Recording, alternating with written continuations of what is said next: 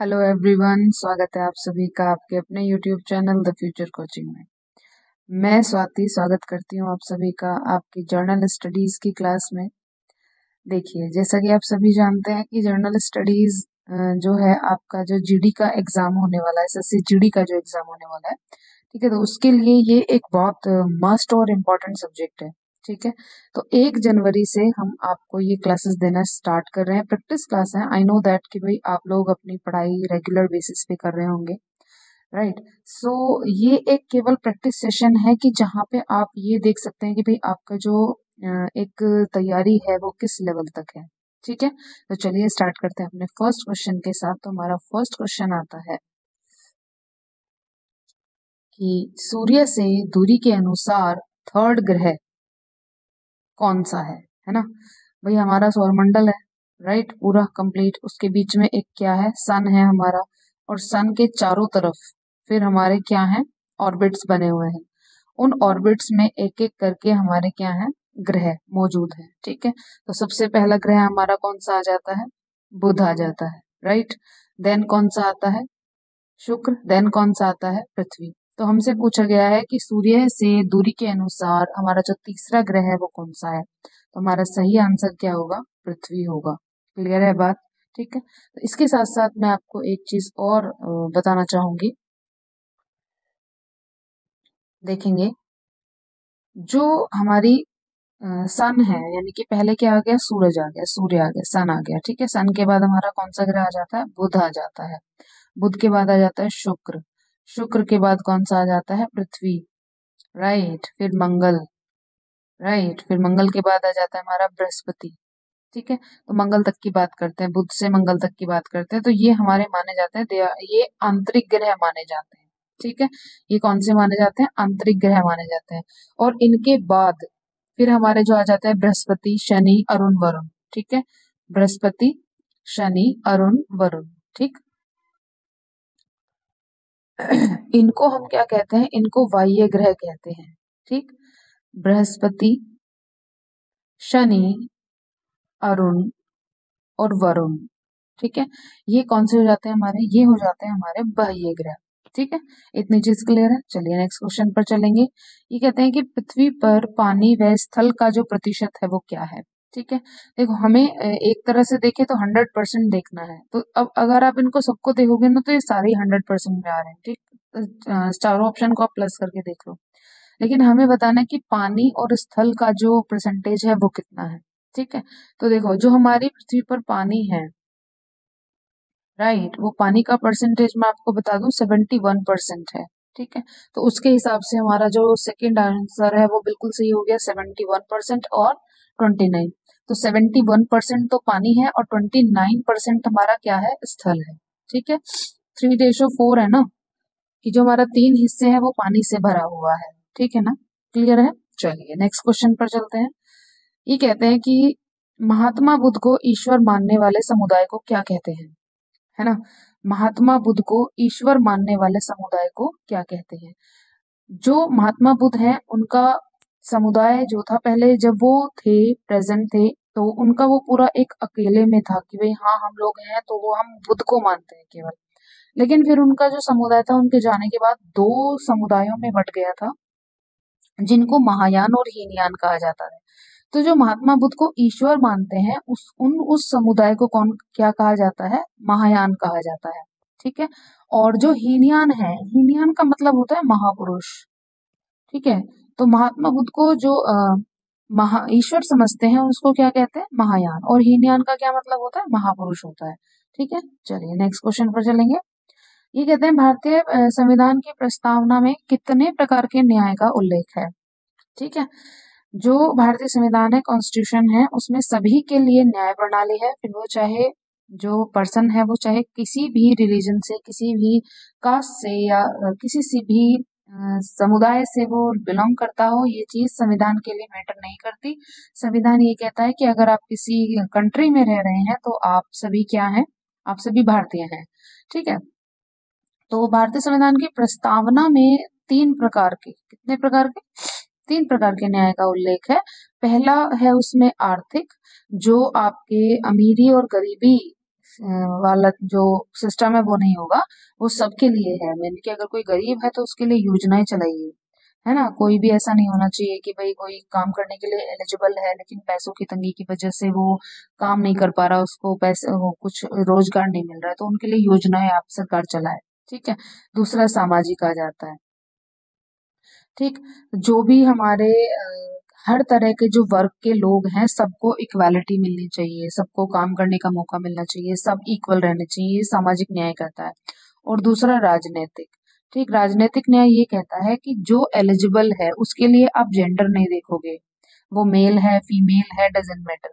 अगर फीमेल है कैंडिडेट है और उसको मौका मिल दिया जा रहा है, राइट, तो उसे आगे लाना जरूरी है, उसके लिए रिजर्वेशन दिए जाते हैं, आरक्षण दिए जाते हैं, राइट, ताकि महिलाएं भी क्या कर सके, अपने आप को प्रस्तुत कर सकें, अपने आप को वो एक तरह से ये दिखा सके कि हाँ भाई उनके अंदर भी एलिजिबिलिटी है, कुछ कर सकती हैं, ठीक है। तो ये 3 तरह के न्यायों का संविधान के प्रस्तावना में उल्लेख मिलता है, ठीक। नेक्स्ट क्वेश्चन आता है कि प्रस्तावना संविधान की आत्मा है, ये किसने कहा। देखो स्टेटमेंट होते हैं ना, जब कोई भी कोई चीज बनती है तो उसके रीडर्स भी होते हैं, उसके फॉलोअर्स भी होते हैं, तो उसके लिए कोई ना कोई स्टेटमेंट हमारे पास जरूर आता है। तो प्रस्तावना संविधान की आत्मा है, ये जो एक स्टेटमेंट है ये किसने दिया था, ये दिया गया था के.एम. मुंशी द्वारा। किसने दिया था ये स्टेटमेंट, के.एम. मुंशी ने ये स्टेटमेंट दिया था। बाकी के जो हमारे दो आ जाते हैं लाइक ठाकुरदास भार्गव, अल्लादी कृष्ण स्वामी, इनके भी स्टेटमेंट है प्रस्तावना को लेकर। तो इन्होंने प्रस्तावना को, जो ठाकुरदास भार्गव हैं, इन्होंने कहा था कि प्रस्तावना संविधान की कुंजी है, राइट। प्रस्तावना क्या है, संविधान की कुंजी है। अल्लादी कृष्ण स्वामी ने क्या कहा था कि प्रस्तावना हमारे दीर्घकालिक सपनों का एक परिणाम है, ठीक है। प्रस्तावना क्या है, हमारे दीर्घकालिक सपनों का एक परिणाम है, राइट। ये अल्लादी कृष्ण स्वामी ने कहा था। ये जो संविधान की आत्मा है ये किसने कहा था, ये के.एम. मुंशी ने कहा था। क्लियर है। चलिए नेक्स्ट क्वेश्चन पर चलेंगे। संविधान का निर्माण कितने समय में हुआ, ठीक। संविधान का निर्माण कितने समय में हुआ, तो इस संविधान को बनने में 2 साल 11 महीने 18 दिन लगे, यानी कि हमारा सी ऑप्शन बिल्कुल सही है, ठीक है। संविधान का निर्माण कितने समय में हुआ, 2 साल 11 महीने और 18 दिन में संविधान का निर्माण हो चुका था, ठीक है। फिर बात आ जाती है कि इसको लागू कब किया गया, पूर्णतः लागू कब किया गया, ठीक है। वो क्वेश्चन भी आगे हम ऐड करेंगे। चलिए, जैसे आ गया हमारा नेक्स्ट क्वेश्चन कि संविधान कब लागू हुआ, ठीक है। तो देखो जैसे ही संविधान बनने में कितना समय लगा, 2 साल का समय लगा।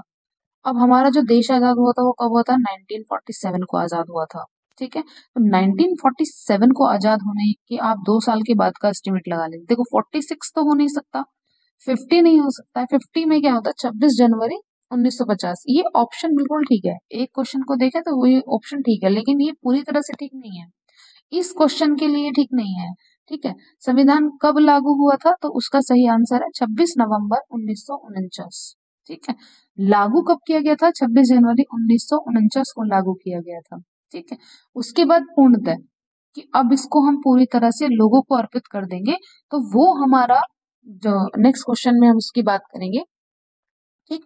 फिलहाल 2 तरह से क्वेश्चन आता है कि संविधान पूर्णतः कब लागू हुआ, उसका आंसर अलग होता है। संविधान कब लागू किया गया, 26 नवंबर 1949 को ये लागू किया गया था, ठीक है। चलिए नेक्स्ट क्वेश्चन पर चलते हैं। कल्प सूत्र पुस्तक के लेखक कौन है, ठीक है। देखो मैंने आपसे पहले भी कहा था कि आप लोग क्या करेंगे, लेखक और पुस्तक, इनको वैसे ना आप रट रट के आप इनकी ना एक लिस्ट बना लीजिए, एक तरफ लेखक एक तरफ पुस्तक, तो उसको ना रोजाना आप देख लीजिए, तो आपको याद रहेगा कौन लेखक है किसकी पुस्तक है। क्योंकि ये जो क्वेश्चन होते हैं ना इस तरह के, आपको कभी पुस्तक का नाम देंगे कभी लेखक का नाम देंगे, राइट। तो कभी लेखक का नाम दे देंगे और पुस्तक का नाम पूछ लेंगे, ठीक है। तो ये चलते रहते हैं इस तरह से। तो कल्प सूत्र पुस्तक के लेखक कौन है, ठीक है। तो कल्प सूत्र पुस्तक के लेखक जो हैं वो कौन होंगे, आंसर देंगे आप, ठीक। विष्णु शर्मा, भद्रबाहु, विशाखा दत्त, या फिर कोई नहीं इनमें से, ऐसा तो हो नहीं सकता, है ना। तो कल्प सूत्र पुस्तक के लेखक जो है वो है भद्रबाहु, ठीक। कौन है, भद्रबाहु, ठीक है। चलिए नेक्स्ट क्वेश्चन पर चलते हैं। जैन धर्म के पहले तीर्थंकर कौन थे, है ना, पहले तीर्थंकर कौन थे? तो जो जैन धर्म है वो काफी पुराना धर्म भी माना जाता है, ठीक है। तो जैन धर्म के पहले तीर्थंकर कौन माने जाते हैं? ऋषभ देव माने जाते हैं, ठीक है। कौन माने जाते हैं? ऋषभ देव। इनके दो पुत्र थे, ऋषभ देव के दो पुत्र थे। पहले पुत्र का नाम था भरत और दूसरे पुत्र का नाम था महाबली, ठीक है। तो ये जो भरत हैं, इन्हीं के नाम पर क्या हुआ था, जो भारत है, ठीक, आर्यव्रत का एक हिस्सा आ जाता है, भारत का नाम इन्हीं के नाम पे पड़ा था, ऋषभ देव के बेटे के नाम पर, भरत के नाम पर भारत, ठीक है। क्लियर है बात? चलिए नेक्स्ट क्वेश्चन पर चलते हैं। जैन धर्म के 24वें तीर्थंकर कौन माने जाते हैं, ठीक है। तो जैन धर्म के 24वें तीर्थंकर कौन होंगे? ऋषभ देव, भरत मुनि, महावीर स्वामी या फिर कोई नहीं। 24वें तीर्थंकर जो माने जाते हैं जैन धर्म के, वो कौन माने जाते हैं? महावीर स्वामी, ठीक है। कौन माने जाते हैं? महावीर स्वामी। क्लियर है?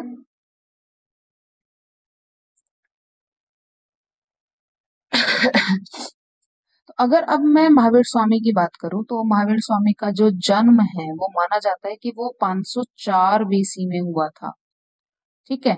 और कहाँ हुआ था? कुंडग्राम में हुआ था, ठीक। कुंडग्राम वैशाली में हुआ था। इनकी मृत्यु मानी जाती है 468 बीसी, बिफोर क्राइस्ट, ठीक है। बीसी का मतलब क्या होता है? Before Christ. इन्होंने क्या किया था? 12 साल तक इन्होंने तप किया था, 12 साल तक इन्होंने तप किया था। 30 साल की उम्र में इन्होंने अपना गृह त्याग किया था, ठीक है। इनकी माता का नाम क्या था? त्रिशला। पूछा जाता था कि इन्होंने गृह त्याग कब किया, तो 30 साल की उम्र में किया। इन्होंने कितने वर्षों का तप किया? 12 वर्षों का तप किया था, ठीक है। फिर साइंस होते हैं इनके कि भाई क्या क्या साइन रहते हैं, ज्ञान प्राप्त हुआ तो उसका क्या साइन है, ठीक है। तो महावीर स्वामी को ज्ञान की प्राप्ति हुई, कहाँ पे हुई थी? जाम्बरिक, वैशाली, श्रावस्ती, राजगृह। देखो वैशाली में तो इनका जन्म हुआ था, कुंडग्राम में, ठीक है। और राजगृह में इन्होंने अपना पहला उपदेश दिया था। क्लियर? राजगृह में इन्होंने अपना पहला उपदेश दिया था, ठीक है। और राजगृह में क्या हुआ था? पहला उपदेश। वैशाली कुंडग्राम में इनका जन्म हुआ था, ठीक है। तो जाम्बरिक में इनको ज्ञान की प्राप्ति हुई थी, ठीक है। ज्ञान प्राप्त करने से मतलब क्या होता है कि आप जो आपका ये संसार है, आप इसके बारे में समझ जाओ, ये संसार कैसा है, क्या है, ठीक है। आप इसके बारे में ज्ञान प्राप्त कर लो, आप इन मोह माया के बंधन से अलग हो जाओ, ठीक है। आप इस सच्चाई को जान लो कि भाई जो आया है वो जाएगा जरूर, है ना। जीवन मृत्यु है, जीवन और मृत्यु एक दूसरे के क्या है? पूरक है, ठीक है। तो वो ज्ञान की प्राप्ति होना होता है, ठीक। तो इसी ये जो ज्ञान की इनकी प्राप्ति हुई थी, ये जाम्बरिक में हुई थी। क्लियर है बात? ठीक है। चलिए नेक्स्ट क्वेश्चन पर चलेंगे। बौद्ध धर्म को मानने वाले शासक नहीं हैं,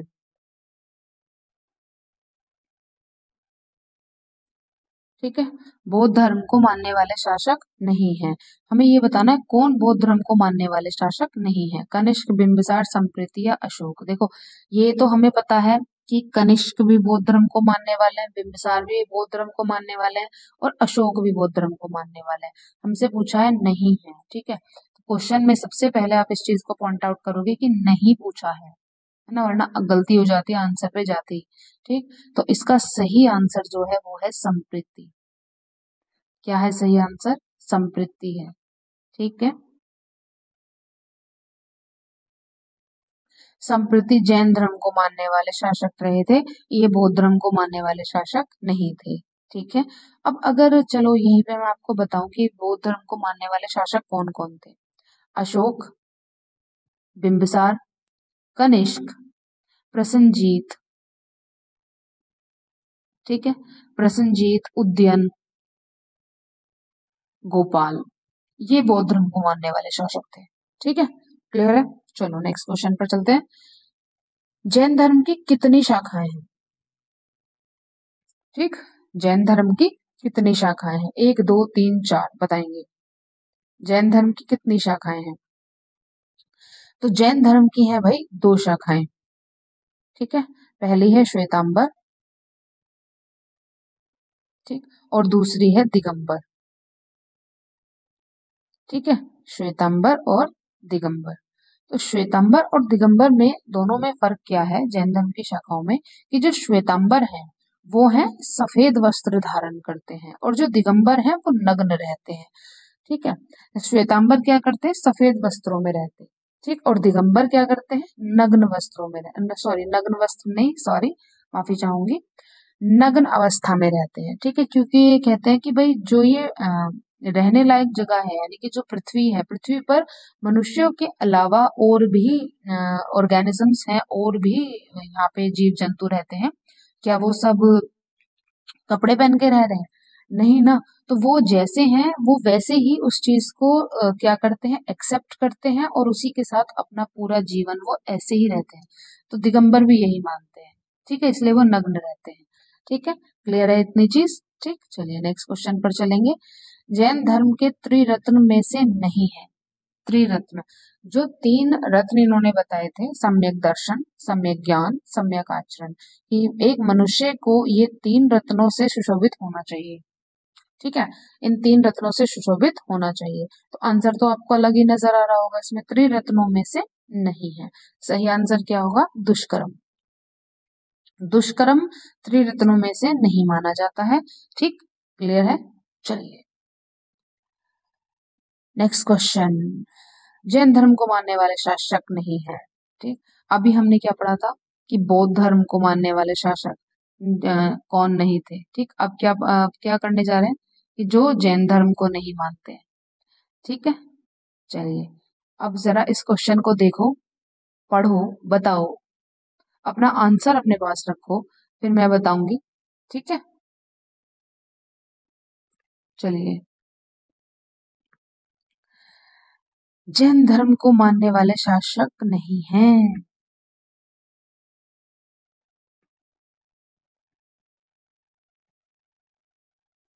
चलो, संप्रति, ये मैंने अभी अभी आप लोगों को बताया था कि जैन धर्म को मानने वाले शासक कौन थे, संप्रति थे। ठीक है, अमोधवर्ष, चंद्रगुप्त मौर्य, ये तीनों ही कौन है, जो जैन धर्म को मानने वाले हैं। ठीक है, टिक कर लेना, इनको लिख लेना कहीं पे कि जैन धर्म को मानने वाले शासक है। हमसे पूछा है कि शासक नहीं है भाई। ठीक, तो मैंने अभी पिछले वाले क्वेश्चन में डिस्कस की थी ये चीज कि बौद्ध धर्म को मानने वाले शासक कौन कौन से थे, है ना। तो उसमें 3 नाम मैंने आपको लिख के दिखाए थे, प्रसेनजीत, उदयन और गोपाल। तो जैन धर्म को मानने वाले शासक कौन नहीं है, गोपाल, है ना। गोपाल जैन धर्म को नहीं मानते थे, किसको मानते थे, गोपाल मानते थे बौद्ध धर्म को। ठीक है, क्लियर है इतनी चीज। चलिए नेक्स्ट क्वेश्चन पर चलते हैं। ठीक है, अब देखो हमने उसमें भी कुछ राजाओं के नाम बताए थे। ठीक, तो हमारा गोपाल तो यहाँ पे पता चल गया कि ये बौद्ध धर्म को मानने वाले, जैन धर्म को मानने वाले इन 3 के अलावा और कौन कौन शासक रहे, संप्रति, अमोधवर्ष, चंद्रगुप्त मौर्य। ठीक है, अब जो ये उद्यन है, उद्यन पहले तो किसको मानने वाले थे, बौद्ध धर्म को, फिर इन्होंने क्या कर लिया था, जैन धर्म इन्होंने बाद में अपनाया था। तो उद्यन का बाद में अपनाने वाले शासकों में नाम आता है। ठीक है, खारवेल और अजात शत्रु। ठीक है, खारवेल और अजात शत्रु, ये रहे हैं जी जैन धर्म को मानने वाले शासक, संप्रति, अमोधवर्ष, चंद्रगुप्त मौर्य, उद्यन, खारवेल और अजात शत्रु। ठीक है, क्लियर है बात। चलिए नेक्स्ट क्वेश्चन। लाल ग्रह किसको कहा जाता है, लाल ग्रह, है ना, लाल ग्रह किसको कहा जाएगा। ठीक, लाल ग्रह किसको कहा जाता है, पृथ्वी को तो नीला ग्रह कहा जाता है, बृहस्पति सबसे बड़ा ग्रह होता है। ठीक है, अरुण, ठीक, और फिर बचता है मंगल। ठीक है, तो मंगल को ही क्या कहा जाता है, लाल ग्रह कहा जाता है। क्लियर है। चलिए नेक्स्ट क्वेश्चन पर चलेंगे। चलिए अच्छा, नेक्स्ट क्वेश्चन पर चलने से पहले हमें आप ये बताएंगे कि लाल ग्रह इसको क्यों कहा जाता है। ठीक है, क्योंकि इस पे आयरन ऑक्साइड की मात्रा ज्यादा पाई जाती है। ठीक है, आयरन ऑक्साइड की मात्रा ज्यादा पाई जाती है, इसीलिए इसको क्या कहा जाता है, लाल ग्रह कहा जाता है। ठीक है, क्लियर है। चलिए नेक्स्ट क्वेश्चन पर चलते हैं। सौरमंडल का सबसे बड़ा ग्रह कौन सा है। ठीक, सौरमंडल का सबसे बड़ा ग्रह कौन सा है। ठीक है, चलो बताओ जरा, कौन सा है सबसे बड़ा ग्रह, पृथ्वी, मंगल, अरुण, बृहस्पति। सबसे बड़ा ग्रह जो माना जाता है वो है बृहस्पति, जुपिटर। ठीक है, अब इनका एक सीरीज है कि कौन सबसे बड़ा, फिर कौन छोटा, फिर उससे कौन छोटा। ठीक है, वो सीरीज आप लिख लो। सबसे बड़ा ग्रह कौन सा हो गया? बृहस्पति।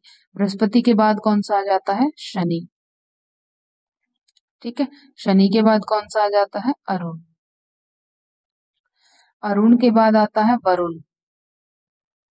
ठीक, अब वरुण के बाद फिर पृथ्वी, पृथ्वी के बाद फिर शुक्र, शुक्र से छोटा मंगल, मंगल से छोटा बुध, और बुध किस में आ जाता है? फिर भैया बुध आ जाता है सबसे छोटा ग्रह। ठीक है, बुध किस में आ जाता है? सबसे छोटा ग्रह। ठीक है भाई, क्लियर है। और सबसे बड़ा बृहस्पति। तो बुध बृहस्पति दोनों, एक छोटा एक बड़ा। ठीक है जी, क्लियर है बात। चलो नेक्स्ट क्वेश्चन पर चलते हैं। जो देश निर्यात और आयात दोनों कार्य करते हैं उनकी अर्थव्यवस्था कैसी होती है? भाई एक्सपोर्टिंग भी हो रही है, इंपोर्टिंग भी हो रही है। ठीक है, एक्सपोर्ट भी हो रहा है, इंपोर्ट भी हो रहा है। तो ऐसी अर्थव्यवस्था को क्या कहते हैं? ऐसी अर्थव्यवस्था को खुली अर्थव्यवस्था कहते हैं। क्लियर है बात। ऐसी अर्थव्यवस्था को क्या कहते हैं? खुली अर्थव्यवस्था कहते हैं, जहां पे इंपोर्टिंग एक्सपोर्टिंग दोनों चलती हैं। ठीक, चलिए नेक्स्ट क्वेश्चन पर चलते हैं। ठीक, विकास की अवस्था के आधार पर अर्थव्यवस्था है। अगर विकास हो रहा है किसी कंट्री में तो उसकी अर्थव्यवस्था को कैसा कहा जाएगा? कम विकास हो रहा है तो अल्प विकसित अर्थव्यवस्था कहा जाएगा।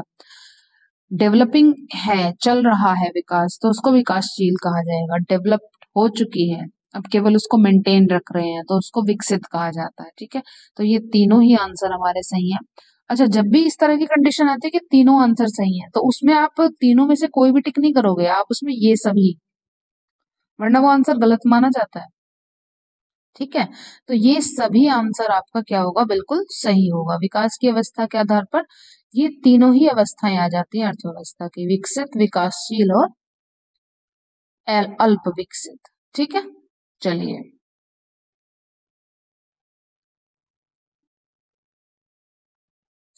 कॉपर का अयस्क क्या है? कॉपर का अयस्क, ठीक है, और जिनको हम कह सकते हैं अजुराइट, क्यूपराइट, ए और बी दोनों, या बोरेक्स। तो जो कॉपर के अयस्क माने जाते हैं वो दो हैं, अजुराइट और क्यूपराइट, ये दोनों हैं।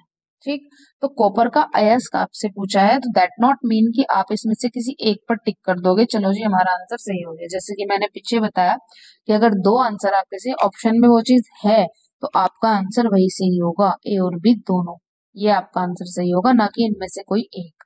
ठीक है, क्लियर है बात। ठीक है, अब बात आती है बोरेक्स की। तो देखो बोरेक्स जो है वो सोडियम का अयस्क माना जाता है। ठीक है, सोडियम Na इसका साइन होता है। ठीक है, क्लियर है बात। चलिए नेक्स्ट क्वेश्चन पर चलेंगे। विधायिका का क्या कार्य है? ठीक, विधायिका का क्या कार्य होता है?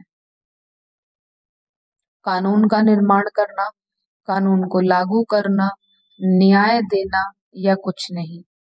ठीक, इस क्वेश्चन को जरा पढ़ेंगे और इसका आंसर अपने पास नोट करके रखेंगे आप कि विधायिका का क्या काम होता है। ठीक है, हम अभी इस क्वेश्चन को आपके साथ डिस्कस करेंगे। ठीक है, कानून का निर्माण करना, कानून को लागू करना, न्याय देना, या इनमें से कोई नहीं। ऐसा कोई नहीं से तो खैर हटा ही दो, बचते हैं तीन। विधायिका का काम होता है भैया कानून का निर्माण करना। इसके लिए क्या कानून सही रहेगा वो चीजों का निर्माण करती है विधायिका। ठीक है, कानून को लागू करने का काम होता है कार्यपालिका का। ठीक है, और न्याय देने का काम होता है न्यायपालिका का। समझ आ गया? विधायिका कानून का निर्माण करती है, कार्यपालिका कानून को लागू करवाती है, न्यायपालिका न्याय देती है। ठीक है, क्लियर है। चलिए, तो आज के हमारे इस सेशन में हम इतने ही क्वेश्चन को प्रैक्टिस करेंगे। फिर मिलते हैं नेक्स्ट सेशन में एक कुछ नए क्वेश्चंस के साथ जीएस के। तब तक आप इन सारे क्वेश्चंस को एक बार रिवाइज करेंगे, देखेंगे, और फिर अगर कोई भी आपको चीज ऐसी लगती है कि हम उस पर थोड़ा काम करें या एनीथिंग एल्स, ठीक, कोई क्वेश्चंस को बढ़ाना है, घटाना है, ठीक है, तो आप वो हमें कमेंट बॉक्स में जरूर बताएंगे। ठीक है, चलिए आज की क्लास में इतना ही, मिलते हैं नेक्स्ट सेशन में। तब तक के लिए अपनी जीडी की तैयारी को आप पूरी तरह से करते रहेंगे। मिलेंगे नेक्स्ट क्लास में, इस क्लास को कंप्लीट कीजिए, दोबारा देखिए। ठीक है, चलिए, थैंक यू सो मच।